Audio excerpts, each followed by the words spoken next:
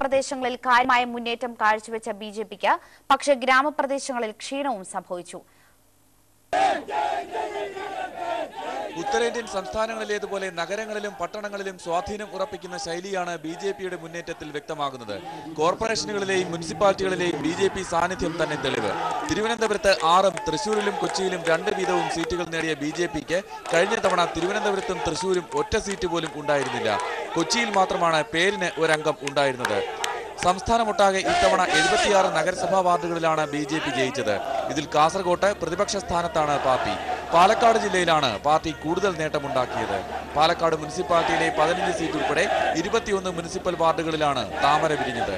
തൃശൂരിൽ 9ഉം ആലപ്പുഴയിൽ 5ഉം നഗരസഭാ വാർഡുകൾ സ്വന്തമാക്കിയ ബിജെപി തിരുവല്ലയിലും പരവൂരിലും നെടുമങ്ങാട്ടും നിർണായക ശക്തിയുമായി.